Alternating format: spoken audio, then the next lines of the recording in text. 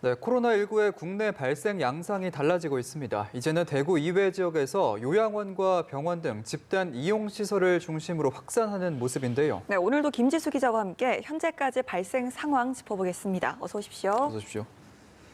오늘도 전국 곳곳에서 산발적으로 소규모 집단 감염이 좀 일어났는데요. 먼저 현재까지 집계 상황부터 정리해 주시죠. 네, 오늘 오후 4시 기준으로 국내 확진자는 모두 6,593명입니다. 오늘 0시에 비해 309명 늘어난 겁니다. 사망자는 모두 43명입니다.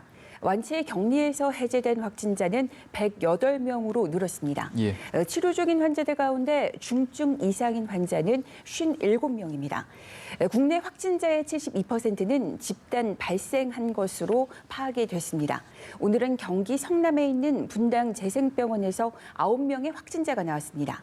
경북에서는 봉화 푸른 요양원, 경산 행복 요양원 등 각종 시설을 중심으로 확진자가 나오고 있어 당국이 복지생활시설 등을 중심으로 관리를 강화하고 있습니다. 전국에서 이렇게 좀 집단적으로 산발적으로 발생하고 있는 것과 관련해서 전문가들은 이런 이야기를 합니다. 예. 현재 소규모이긴 하지만 이게 언제 대규모로 이제 진행될 수 있을지 모르는 만큼 대응을 해야 된다. 그래서 앞으로 그 사회적 거리 두기, 그 2주간의 그 사회적 거리 두기를 중요시 여겨야 한다고 하고요. 예. 또 이제 대구 외에도 그 섬생활치료센터를 지금 현재 대구 경북 위주로만 되어 있는데 언제든 환자가 대구 외에서 급증할 수 있는 만큼 생활치료센터를 빨리 만들어야 한다는 이야기도 나오고 있습니다. 예. 말씀하신 것처럼 분당 재생병원이라든지 경북에 있는 푸른 요양원이라든지 이곳에서 환자들이 좀 무더기로 나오다 보니까 제2의 청도 대남병원 사태가 나오는 게 아니냐 이런 우려도 커지고 있습니다. 네, 바로 이런 시점에서 우리가 좀 생각해 봐야 할 게 예. 그 청도 대남병원의 그 감염 양상인데요. 예. 그 청도 대남병원에서 환자와 직원 등 119명이 이제 감염이 됐습니다. 그 확진자 대부분은 그 정신질환을 앓았던 폐쇄병동 환자였고 이 중 7명이 사망을 했습니다.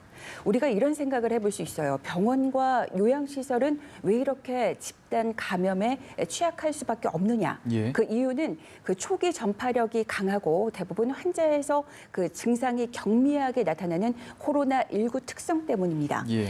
또 병원과 요양시설에 있는 환자들이 원래 가지고 있는 그 만성 질환이라는 게 있는데요. 예. 그런데 코로나19 증상이 그 만성 질환의 증상 때문에 가려지기도 합니다. 예. 게다가 원래 질환을 치료하기 위해서 이제 복용하는 약이 있는데 그 약물로 인해 코로나19의 증상이 겉으로 드러나지 않는 경우도 있습니다.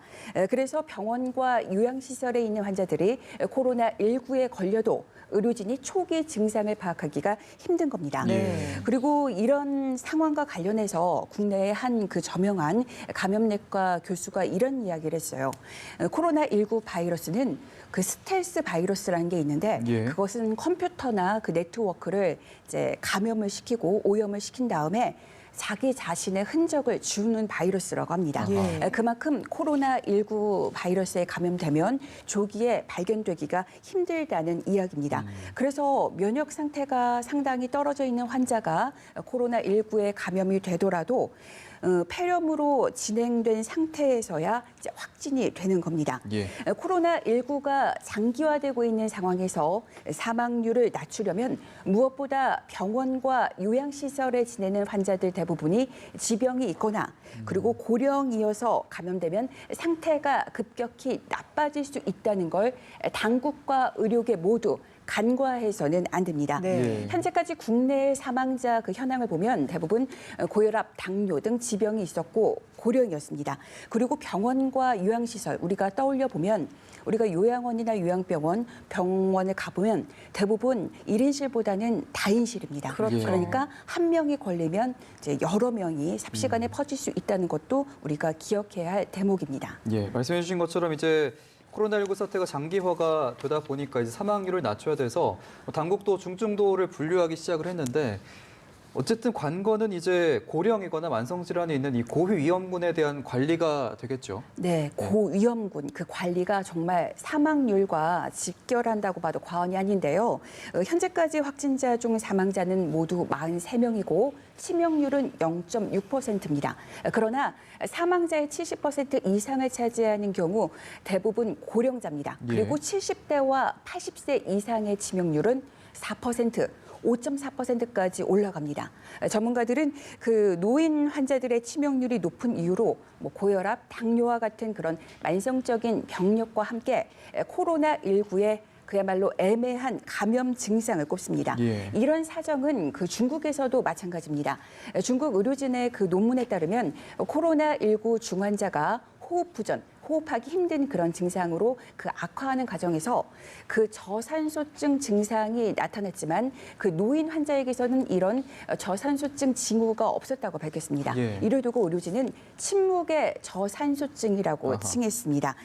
그만큼 증상이 악화되는 것을 알아차리기 어렵다는 것으로 볼 수 있는데요. 예. 그래서 고령 환자의 이런 특징을 잘 관찰해야만 향후 사망자를 줄일 수 있습니다. 국내 의료진들도 입장은 마찬가지입니다.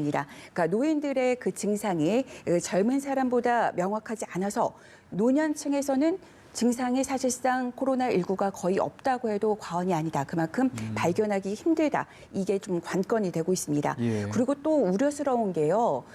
지금 장애가 있어서 혼자 병원을 갈 수 없는 환자들도 있고 또 홀로 지내는 그런 노인분들이 계시잖아요. 이런 사각지대에 있는 노인분들 같은 경우에는 뭐 증상이 발현이 돼도 어떤 뾰족한 방법이 없기 때문에 우리가 이 부분도 반드시 챙겨야 한다는 거를 좀 말씀드리고 싶습니다. 예. 네, 지금 시점에서는 이제 고위험군에 대한 관리가 가장 중요한 것 같은데요. 이번에 좀 마스크 이야기를 좀 해보죠. 사실 일반 국민들에게도 굉장히 좀 절박한 이야기인데 특히나 네. 병원에 계시는 의료진들에게는 굉장히 좀 심각한 문제라고 들었습니다. 네, 맞습니다. 지금 그 의사, 간호사분들 쉴 틈 없이 환자를 돌보고 있는데요. 네. 그 의사들은 좀 이런 이야기를 많이 해요. 예. 지금 당장의 어떤 그 피로감보다 마스크 수급이 더 큰 문제라고 합니다. 예. 그러니까 의료계에 따르면 그 중소병원과 그 개원가를 중심으로 마스크 대란이 벌어지고 있는데요. 예. 최근에 그 경기도 의사회에서 의사회원 500명에게 선착순으로 마스크를 판매하겠다고 이렇게 홈페이지에 밝혔는데 그러자 홈페이지가 마비가 되는 소동이 일어났습니다. 예. 현장에서 마스크 수요가 그만큼 절실하다는 의미입니다. 그나마 이제 또 우리가 상급 종합병원이라고 하는 대부분의 대학병원은 좀 상황이 낫지 않을까 이런 이야기도 하는데요. 예. 사실상 들려오는 이야기는 마찬가지라고 합니다. 예. 그 의료진 감염이라는 것은 사실 그 의료진 한 사람의 개인의 문제가 아니잖아요. 그렇죠. 의료진 감염은 병원 감염, 또 환자 감염으로 이어질 수 있는 부분인데 예. 지금 국내 최대의 그 규모를 자랑하고 있는 서울 아산병원 같은 경우도 그 관계자가 이런 이야기를 했어요. 예. 현재 마스크 재고량이 일주일치도 채 남지 않았다고 해요. 네. 근데 다른 병원도 상황은 마찬가지라고 합니다. 예. 예, 그래서 이제 정부 당국이 의료기관의 마스크 상황이 너무 좀 심각하자 대책을 내놨는데 마스크 수급을 안정화하기 위해서 공급 방식을 뭐 일원화하겠다고 했는데 예. 사실상 이것은 피부에 와닿는 대책이 아니어서 좀 여기에 대한 빨리 대응 마련이 시급해 보입니다. 예, 의료기관도 마스크가 부족하다고 하니까 참 심각하네요.